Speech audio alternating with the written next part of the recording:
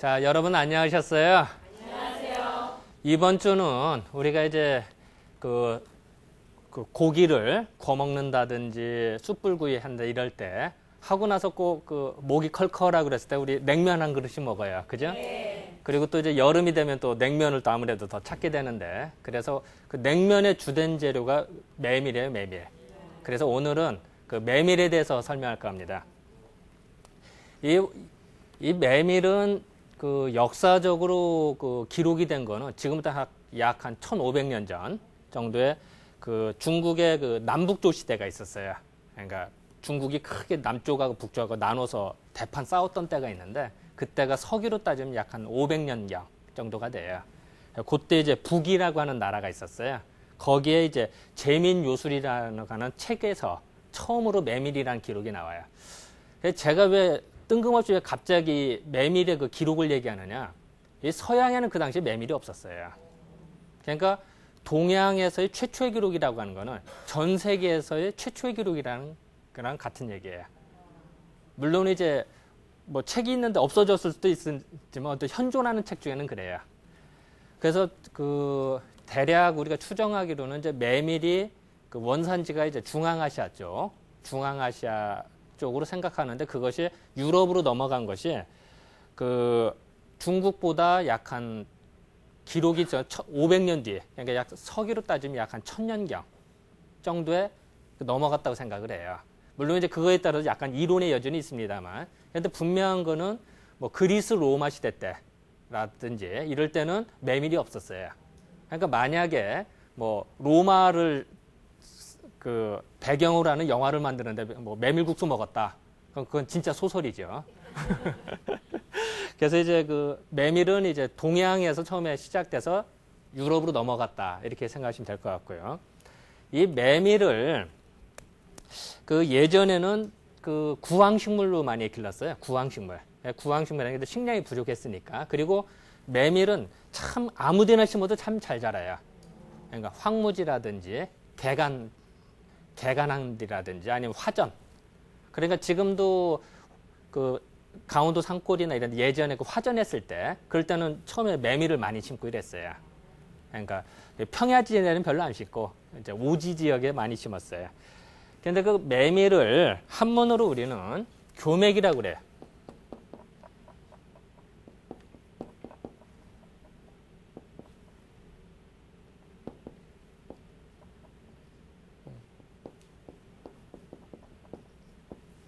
교맥이라고도 하고 요교자를 쓰기도 하는데요. 이걸 이제 읽을 때는 똑같이 교맥이에요.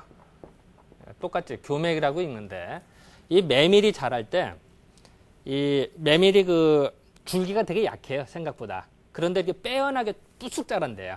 그거를 우리는 이제 교연이라고 그런대요. 약간 이제 한문을 좀 써서 그렇습니다만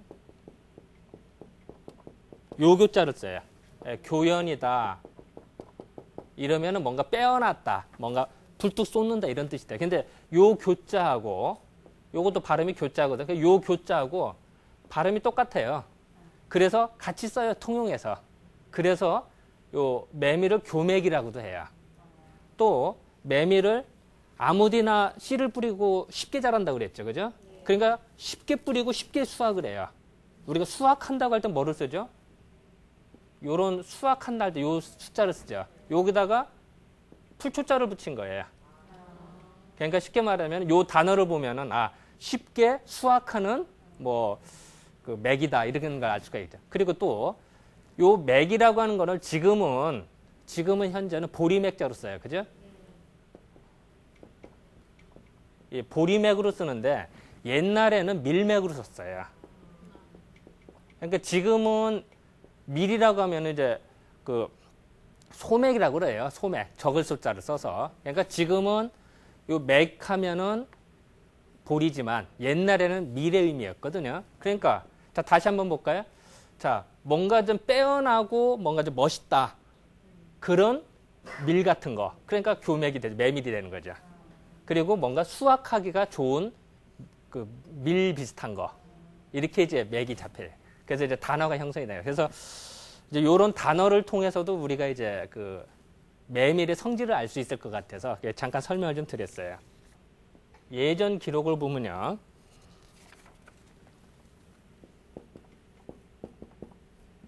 제가 그림 솜씨가 없어서 글씨가 좀 악필해요. 그 훈몽자라든지 아니면은 향약구급방이라는 책이 1230년대에 나온 책이에요. 지금부터 약 한 700년 전, 되게 오래된 책이죠. 그거라든지 농사직설이라는 거는 1430년대에 나온 거니까 어떻게 되나 지금 약 한 600년 전 정도 책. 거기에 보면은 메밀을 교맥은 이거더라고 나요. 그러면 어떻게 이것이 어떻게 되게 메밀이라는 단어가 나온 게 좀 이상하잖아요. 그죠? 요걸 한번 알아봤어요. 그랬더니 요게 나무 목자죠, 우리. 나무 목자를 목이 되고 요거를 예전에는 밀맥으로 읽었다고 그랬죠. 그러니까 지금은 나무라고 하죠. 근데 이제 옛날에는 나모라고 해서 나모. 그러니까 이제 그러니까 그 세종대왕님께서 훈민정음 창제하실 때 이렇게 쓰셨어요. 자, 그러면은 여기서 목이니까 목이라고 읽고 요 맥을 하니까 밀로 읽으면 어떻게 될까요? 목밀이 되겠죠. 목밀이 되겠죠. 그래서 목밀이 모밀이 되고 모밀이 메밀이 되는 거예요.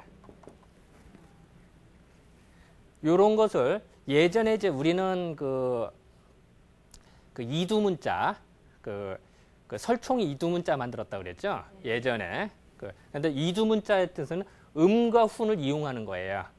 우리는 보통 단어를 읽을 때는 밀로 읽어야 되겠죠. 당연히. 지금 같으면은. 근데 옛날에는 우리 한글이 없었으니까 옛날. 그때는 음과 훈을 이용해서 이걸 이제 이두문자예요. 이두문자로 쓸 때는 밀. 요렇게 해서 이제 형성이 된 걸 이해하면 참 이제 쉽죠. 그리고 요런 걸 봐도 요건 옛날에는 확실히 밀의 의미였구나. 요런 것도 이제 알 수가 있고요. 그래서 참 서두가 좀 약간 좀 길었는데요. 그 메밀은 우리 메밀 먹고 나서 몸에서 열이 날까요? 아니면 몸이 좀 시원할까요? 시원하죠. 그리고 그 메밀 먹고 어쨌든 뭐 열 난다는 사람이 없어요. 그죠? 근데 왜 대개 우리가 고기 먹고 난 다음에는 우리 대개 그런 얘기 하죠. 고기 먹으면 피가 좀 탁해지고 야채 먹으면 피가 맑아진다 이런 얘기 듣죠. 더구나 그 고기를 우리는 불에다 구워서 먹어요. 그래서 막 석쇠에다가 막 굽고 그럼 아무래도 그걸 먹으면 피가 탁해지고 뭔가 좀 열이 나요. 물론 거기다 술 한잔 하면 더 열이 좀 나겠죠. 그랬을 때 우리가 좀 컬컬하고 시원한 걸 찾게 돼요. 사람 심리라는 거 하는 게. 그랬을 때 그 냉면, 그 물냉면 같은 거라든지 이걸 딱 먹으면 뭔가 좀 막힌 게 내려가는 듯한 느낌이에요. 그래서 그래서 메밀이 뭔가 막힌 거를 뚫어주는구나. 이런 생각을 하게 됐어요. 그리고 뭔가 열이 날 때 먹으면 좋겠구나. 이런. 그래서 또 실질적으로 사람한테도 그렇게 써요. 어떻게 쓰냐면은 예를 들어서 우리가 말해서 이제 사상의학으로 말할 때 이제 태양인의 경우인데요. 태양인이 이제 성격이 좀 급해요. 성격도 좀 급하고 기가 위로 솟구친다고 그래요. 기가 이렇게 너무 뿜어나간다는 표현이 날 거예요. 근데 그거를 뭔가 좀 뭔가 좀 가라앉힌다고 해요. 우리가 상기된다는 표현을 써요. 상기. 기가 위로 올라간다. 이런 얘기 가끔 듣죠? 우리도 약속 시간이 이제 늦어서 뭐 차는 밀렸고 이러면 어떻게 돼요? 괜히 걱정되죠? 그러면 이제 열이 오르죠. 이상하게 내가 열이 오르더라도 차는 똑같이 가는데. 근데 괜히 마음이 안절부절해. 약속 시간 늦으면은. 그럴 때 열이 떠요, 진짜로. 그럴 때 그런 열이 같은 사람인데도 태양에는 열이 더 잘 뜨나 봐요. 이게 기가 솟구치나 봐요. 그러니까 화도 더 잘 내고. 그러니까 그런 경우로 그걸 뭔가 가라앉힌다. 라고 생각해서 태양인한테 써요. 특히 이 태양인들 같은 경우는 이 기가 위로 솟구치다 보면은 참 사람 심리가 참 묘하죠. 이 사람이라고 하는 게요. 이렇게 봅시다. 이게 배꼽이고요. 이랬을 때 뭐 사람에 따라서는 예를 들어서 배꼽을 중심으로 사람을 상하다, 위아래로 구분하기도 하고 어떤 사람이 횡격막을 중심으로 하기도 하고 약간 논란의 소진이 있습니다만 어쨌든 대충 따졌을 때 위아래로 상하로 봤을 때 사람의 에너지라고 할까요? 기라고 할까요? 그것이 똑같이 50대 50으로 흘러야 돼요. 위아래로. 그게 정상일 거 아니에요. 근데 기를 자꾸 솟구친다는 얘기는 뭘까요? 위로 70이 가고 밑으로 30이 간다는 얘기겠죠. 위로 많이 간다는 얘기는 거꾸로 얘기하면 밑으로 갈 에너지가 부족하다는 얘기예요. 에너지가 부족하면 어떻게 될까요? 이 다리가 힘이 없겠죠. 그러니까 오랫동안 뭐 쇼핑을 한다든지 걸어 다니려면 다리 아파해요. 태양인들이. 그래서 쉽게 다리가 저리다고 라든지 아니면 힘 빠진다. 그리고 오래 걷는 걸 좀 싫어하는 경향이 좀 있어요. 그러니까 만약에 그 군대 같은 데서 위병소에 그 보초가 쓰죠. 정문 옆에 보면 딱 보초는 하루 종일 서 있어요. 서 있는 사람을 태양이 시키면 어떨까요? 그러니까 좀 꽤나 괴로울 거예요. 그죠? 그래서 이제 그 사상의학이라고 하는 게 각 체질별로 맞춰서 하면 참 재미있는데요. 그래서 사람이라고 하는 게 특히 태양인 같은 경우는 기가 위로 솟구쳤을 때 다리가 약해진단 말이에요. 요럴 때 메밀을 먹으면은 기가 솟구친 걸 밑으로 가라앉힌대요. 그러니까 너무 솟구친 걸 밑으로 차가운 기운을 밑으로 내려주거든요. 내려주면 어떻게 될까? 50도 50 균형이 맞춰주면 저절로 다리가 힘이 들어가겠죠. 이제 이렇게 생각을 한 거예요. 그래서 또 실질적으로 그렇게 약을 써요, 우리들이. 그리고 또 그 메밀 같은 경우도 보면 이제 우리가 설사할 때도 쓰는데요. 이 설사도 종류가 많아요. 종류가 많은데 어떤 사람은 이제 속이 열이 나도 설사하는 수가 있고 속이 차고도 설사할 수가 있어요. 그런데 이거는 이제 열이 났을 때 우리는 이제 습열이라는 표현을 써요. 습열. 약간 이제 용어를 쓰면요. 속이 습하고 뭔가 열이 났을 때 이 습열로 인한 그 설사했을 때 메밀 국수를 먹으면 그냥 낫는 수가 많아요. 그리고 또한 여기 이제 예전 임상 기록을 보면은 1년 동안 매번 화장실 하루에 2-3번씩 서너 번씩 가는 사람이 있었대요. 매일. 그리고 뭔가 대변을 보고 나도 좀 덜 본 것 같고 무지력하고 이런 사람. 속에 이제 열이 있어서. 그러니까 1년, 그러니까 소위 말해 채기가 오래 간다고 하는 사람들 있죠. 그런 사람들이 메밀국수 먹으면 치료가 됐더라. 이런 기록들이 나요. 그것도 기가 솟구치는 거. 뭉쳐있으면 어때? 열나죠. 우리도 그렇잖아. 뭉쳐있으면 열나잖아요. 남자, 여자도 마찬가지야. 뭉치면 열나죠. 흩어지면 어때요? 좀 쉽죠? 이게 세상의 이치예요. 먹은 게 뭉쳐서 가만히 있으면 어떻게 되죠? 열나겠죠? 그거를 뚫어주는 역할을 해줘요. 메밀이. 자, 그러면은 몸이 차가운 사람이 메밀 먹으면 좋을까요? 안 좋을까요? 안 좋아요. 당연히 안 좋을까요? 그런 사람은 설사 진짜로 더 많이 하죠. 오히려. 그리고 또 우리 한의학에서는 또 그렇게 생각을 하는데요. 이 속에 이제 습열이 있을 때 요 열이 방광으로 들어갈 수가 있어요. 방광으로. 이 방광이라는 게 오줌보죠. 쉽게 말해. 우리말로 하면 오줌보고 한문으로 하면 방광이고. 그런데 열이 들어가면 습열이 들어가면 소변이 탁해져요.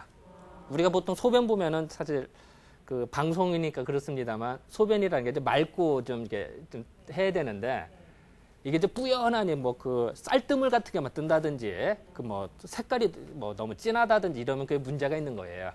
그랬을 때 대부분이 이제 우리 한의학에서 봤을 때는 습열이 방광으로 들어가서 그러지 않았나라고 생각을 해요.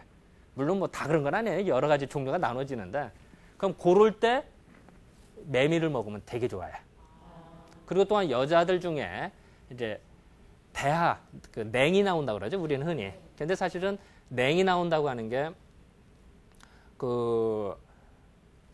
다 자궁이 차고서만 나오는 게 아니라 자궁에 오히려 이제 습열이 들어가도 그래도 냉이 나온 수가 많아요. 우리는 흔히 냉하면 다 차갑다고 생각하는데 그건 아니에요. 근데 그 여자들이 습열이 방광으로 들어가서 냉이 계속 흐르는 경우, 그런 경우도 메밀을 써서 치료를 했더라. 이런 기록들이 이제 종종 나와요. 아까도 말씀드렸습니다만 메밀은 아까 차갑다고 그랬죠. 네. 차가우니까 열을 내린다. 아하, 그럼 우리가 피부에 뭔가 반점이 나타난다든지 뭔가 종기가 났다든지 이런 거는 다 열이 난다고 생각이 들어요. 네.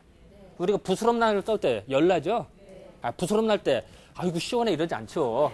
열나서 간지럽기도 하고 때로는 그렇잖아요. 그 열을 내려준다고 생각하니까 그런 부스럼에도 예전에 썼대요. 그러니까 이제 그런 생각이 들겠죠. 그죠? 차가우니까 그런 걸 써야 된다. 또 우리가 그 메밀 껍질 같은 경우 버개 속에다 넣는 경우도 많아요. 그죠? 그 왜 그걸 넣을까요? 메밀이 시원하죠. 시원하니까 이 머리라고 하는 거는 시원해야지 머리가 뜨겁다면 병난 거예요. 이 정상인 사람은 배는 따뜻하고 머리는 시원해야 돼. 이거 반대로 머리는 뜨겁고 배는 차갑다. 이런 건 수상한 거야. 그 좋은 거 아니에요. 자, 그럼 밤에 잘 때 머리가 시원해야 되니까 당연히 그 메밀 껍질을 넣은 버개 속을 쓴다든지 이렇게 되겠죠. 그러니까 흔히 어떤 사람들은 버개를 막 솜 잔뜩 넣어서 막 따끈따끈하게 하는 사람이 있는데 우리 한의학적으로는 사실 좋지 않아요.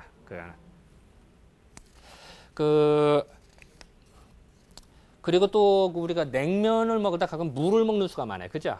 그 무 몇 조각 꼭 넣죠. 이 몇 가지 이유가 있는데요.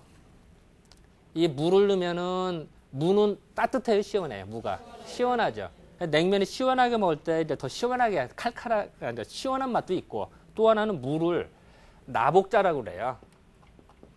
제가 좀 뭐 그 약칭해서 썼는데요. 이게 이게 요 맥자 있죠? 맥에다가 풀초로 쓴 게예요. 그러니까 요건 복은 복종시킨다. 그러니까 아까 이게 맥이 미의 의미라고 그랬죠. 그러니까 미를 복종시키는 거예요. 그러니까 밀가루 독성을 없애줘요. 그래서 무가 단어가 생긴 거예요. 우리 한의학에서도 나복자라고 해서 그 내복자, 나복자 그거를 이제 약으로 쓰는데요. 그 밀가루 독성을 없애주고 또 밀하면 이제 밀가루뿐만이 아니라 이제 메밀가루 그거의 독성도 없애주는 역할을 하죠. 그러니까 혹시 있을지도 모를 그거를 이제 그 독성을 없애기 위해서 이 무 이렇게 즙을 낸 걸 같이 먹는다든지 아니면 무를 이렇게 썰은 걸 넣는다든지 그렇게 또 예전에는 그 동김치 국물이 있죠. 거기다가 메밀국수 넣어서 먹기도 하고 그랬어요. 이북 지역에서는 동김치가 시원할까요? 뜨거울까요? 당연히 시원한 거예요. 시원한 걸 더 시원하게 먹으니까 더 좋죠. 이제 그런 어떤 의미가 좀 있죠. 지금까지 말씀드린 거는 이 메밀이라고 하는 거는 차가워요, 뜨거워요? 차갑고 기를 올려요, 내려요? 기를 이렇게 내려주는 역할. 그래서 뭔가 좀 뭉친 거를 풀어주는 역할을 하더라. 그래서 이제 하다. 하지만 몸이 차가운 사람 좋을까요, 안 좋을까요? 예, 이제 그렇게 생각하시면 될 것 같아요.